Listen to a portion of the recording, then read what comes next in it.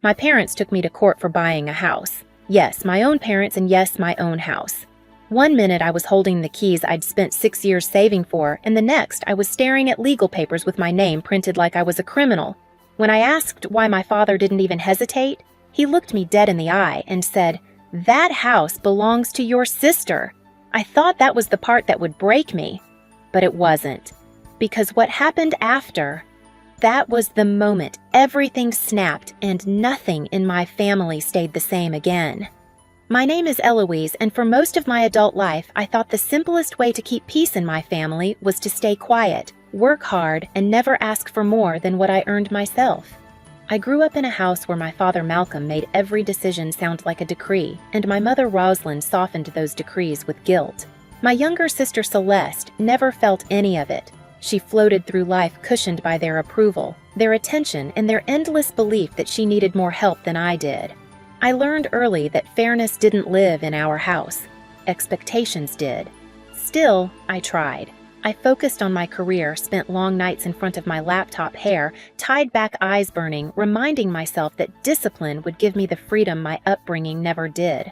For 6 years, I saved. No vacations, no impulsive shopping, lunches packed from home. Every bonus went straight into savings. Every promotion meant another step closer to something that belonged to me. A home. My home. The night I told my family I finally had enough for a down payment, Rosalind clapped her hands like she'd been waiting her whole life to hear that news. "Oh, sweetheart, we're so proud of you," she said, lighting candles on the dining table like it was Thanksgiving. Malcolm nodded once approvingly. Smart investment.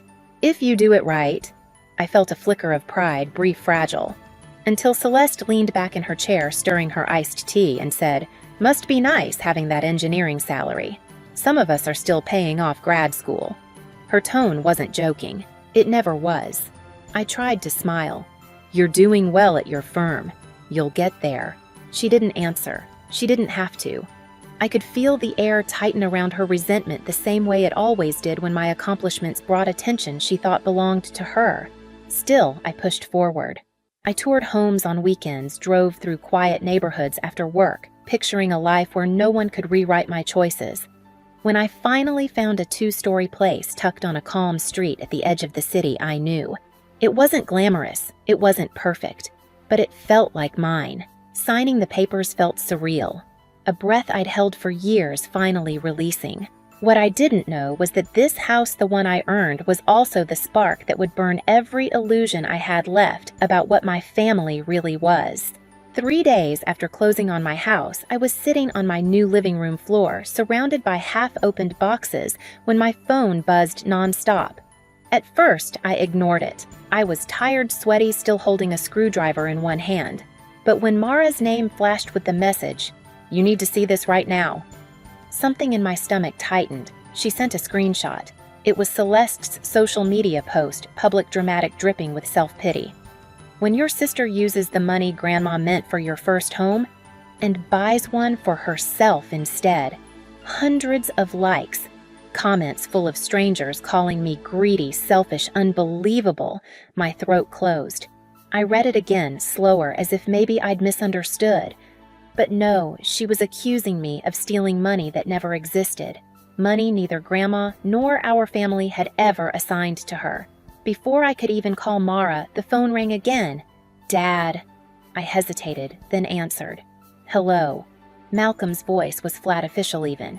"Eloise, we need to discuss the situation with the house." I stood still.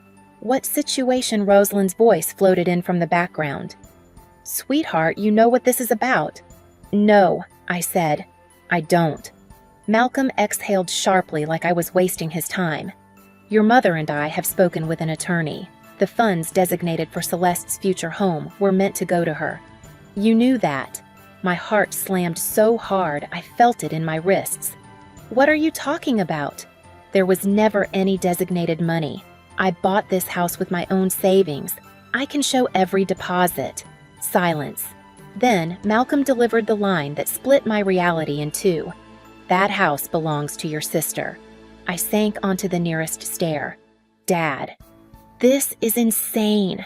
There is no agreement, no fund." "No, you're being difficult," he snapped. Your sister needs that house more than you do. She's been planning for it, and now you've taken it out from under her. She never told me she wanted this house. It doesn't matter, he said. We'll be filing in court tomorrow. My hand shook so hard I nearly dropped the phone. You're taking me to court, Rosalind chimed in, voice thick with disappointment. We just want to make things right for your sister. She deserves this. You can buy another one. Another one. As if 6 years of sacrifice could be repeated like picking up milk. The call ended without a goodbye. I sat in the dim hallway of my new home, the walls echoing with betrayal I hadn't expected in my worst nightmares. My parents weren't confused. They weren't mistaken. They were choosing a side, and it wasn't mine. That night, Mara came over with takeout and a look that told me she already knew the whole story. You're not crazy, she said quietly. They're trying to take your house. Behind her, Ashton stepped into the doorway. I hadn't realized he'd come too. He folded his arms. Eloise, you need to prepare yourself. They're not bluffing. Your family is getting ready to start a legal war. I didn't sleep that night. I sat at Mara's kitchen counter with a mug of cold tea, staring at nothing while her apartment hummed around me. The shock hadn't worn off. It had settled into something heavier, something that made my chest feel too tight. Mara sat across from me, elbows on the counter. You're staying here, she said firmly. You shouldn't be alone in that house right now. I didn't argue. I couldn't. The next morning, Ashton returned with a folder tucked under his arm. I made some calls, he said, sliding it toward me. You need a specialist, someone who deals with inheritance disputes and property claims. Vivian Hale is the best I know. I blinked at him. Inheritance. There is no inheritance issue. He gave a humorless smile. Your parents are trying to create one. Vivian met us that same afternoon in her office overlooking the city glass walls, soft lighting, everything sharp and composed like her. She listened quietly while I explained everything from Celeste's post to Malcolm's threat. When I finished, she leaned back in her chair. Their claim sounds fabricated, she said. But weak cases can still create damage if not handled properly. We'll need statements, payment records, anything showing your house was bought strictly from earned income. I have all of it, I said. Every transfer, every savings log. Good. Vivian tapped her pen. Now, we need witness accounts. Who knew the inheritance was split equally? My breath steadied for the first time in hours. My Uncle Raymond and my Aunt Miriam. Contact them, she said. We need their statements as soon as possible. Raymond answered on the second ring. Eloise, sweetheart. I heard something was going on. When I told him, he didn't even hesitate. Your grandmother would be furious, he said. I'll sign whatever you need. Aunt Miriam's reaction was quieter but heavier. I always feared this could happen, she said. Your father. He asked your grandparents to change the will, to give more to Celeste. They refused. He never accepted that. She paused. If you need me, I'll testify. Piece by piece, the truth formed a shape I could finally see. This wasn't sudden. It wasn't about me. It was the culmination of years of unspoken expectations, years of Celeste being promised things that were never hers. But the worst came 2 nights later. Mara and I were walking up to my house to grab a few more of my things when we saw movement on the porch. Someone was jiggling the door handle. Celeste. She held a key I'd never given her, trying to force it into the lock. What are you doing? I shouted. She jerked back, startled. I thought I could just look around. By breaking in. It's going to be my house anyway, she snapped. That moment changed everything. Vivian called it what it was. Attempted unauthorized entry. Evidence. And suddenly the fear I'd been drowning in shifted into something steadier, something sharp. They wanted a legal war fine. They'd get one. The courthouse smelled like old paper and disinfectant, sharp, sterile, nothing warm about it. As I walked down the hallway beside Vivian, I felt every beat of my heart like it was echoing off the walls. My palms were cold, my breath uneven. I wasn't scared of losing the house anymore. I was scared of facing the people who raised me and realizing they weren't the same people in my memories. Malcolm, Rosalind, and Celeste were already seated at the plaintiff's table when we entered. Malcolm straightened his shoulders the second he saw me, as if preparing for battle. Rosalind looked away. Celeste stared at me with a mix of entitlement and simmering resentment, like I was the one who had betrayed her. Vivian touched my arm gently. "Stay steady. Remember, we aren't here to fight feelings. We're here to present facts." When Judge Evelyn Carter entered the room, fell silent instantly. She had the kind of presence that made you sit up straighter without thinking. Confident, composed, done with nonsense before it even started. "Let's begin," she said. Bernard Langford, my parents' lawyer, rose first. "Your Honor, this case concerns a verbal family agreement regarding inheritance distribution, an agreement that Miss Eloise violated when she purchased a property using funds intended for her sister Celeste." Verbal agreement. My stomach twisted. He continued, "Our position is that the house Miss Eloise acquired was meant for Celeste as per long-standing discussions within the family." Vivian didn't move, didn't flinch. She simply waited for him to sit, then rose with all the calm confidence of someone holding a royal flush. "Your Honor," she began, "the plaintiffs claim a verbal agreement that has no witnesses, no documentation, and no mention in the legally executed will of the deceased grandparents. Meanwhile, the defendant has provided detailed payment records confirming that every dollar used to purchase her home came from 6 years of earned income." Judge Carter nodded. "Proceed." First, Bernard called Malcolm to the stand. My father took a breath and faced the courtroom like a man finally getting the respect he believed he deserved. "My mother always wanted Celeste to have help buying her first home," he said. "It was understood. Eloise knew this." I clenched my jaw. Vivian placed a hand on my arm, grounding me. Bernard's next witness was Rosalind. Her voice trembled just enough to seem sympathetic. "We aren't trying to hurt Eloise," she said softly. "We just want what was promised to Celeste. Promised." Another word with no backbone. Then Celeste was called. She smoothed her skirt and gave a shaky breath, performative, careful. "I've been saving up for years," she said, "but I don't make as much as Eloise. I thought she understood the house was meant for me." Bernard put a comforting hand on her shoulder as she stepped down. Of course he did. Then it was Vivian's turn. She stood spine straight, eyes sharp. "Your Honor, we would like to call our first witness, Raymond Hale." Uncle Raymond entered the room with the steady dignity of a man who had nothing to prove. He took the stand and spoke clearly. The will was split evenly.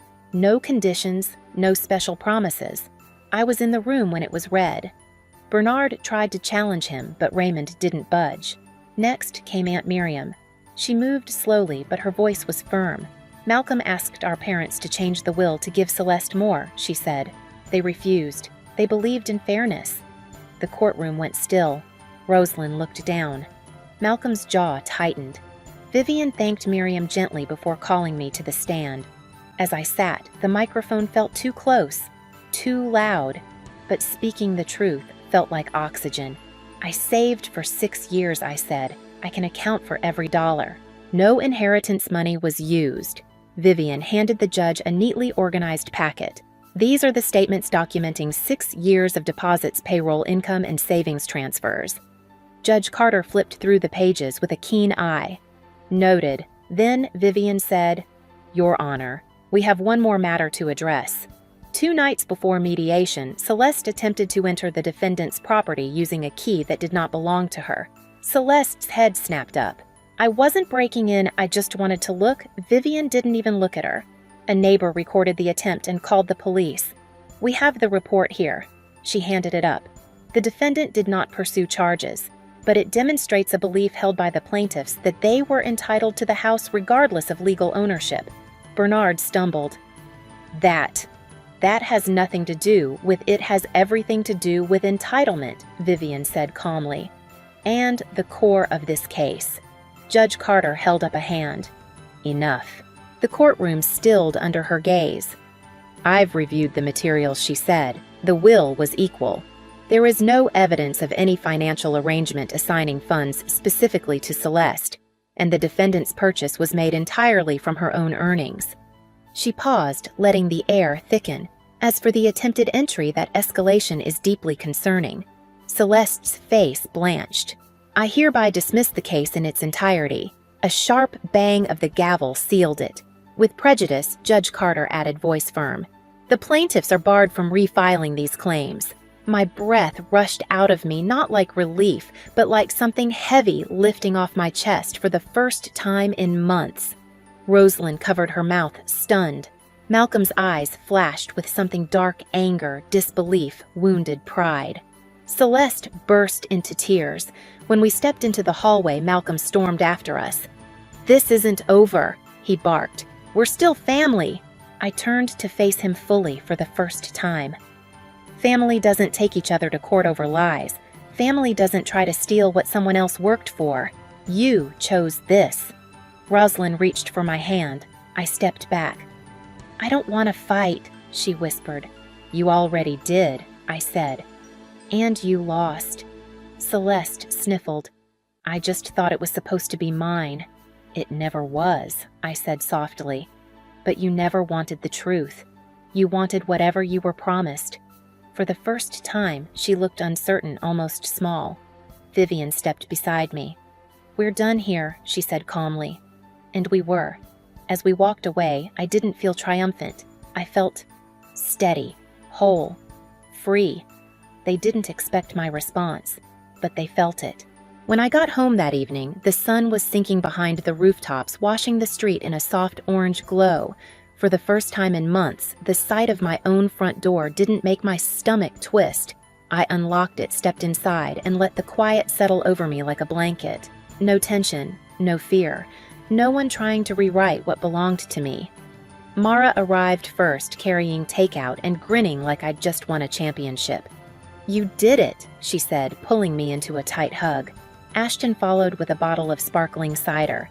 Not many people walk into a courtroom against their entire family and walk out standing taller. Vivian came last, composed as always, but her smile was warmer than I'd ever seen. Justice doesn't fix everything, she said softly, but it does give you room to breathe. Raymond called to say he and Miriam were proud. They reminded me that my grandparents believed in fairness, always had.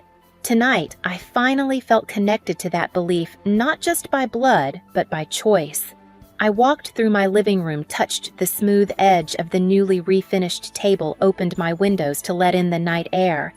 This house felt different now, not just a purchase, not just an address in the city. It felt like mine again, fully, unquestionably mine.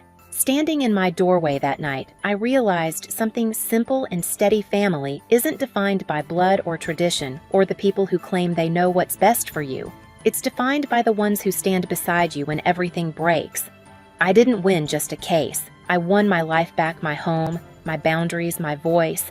If you've ever had to fight for what's yours or stand up to people who tried to rewrite your story, you're not alone. Tell me where you're listening from. Share your thoughts and subscribe for more stories like this.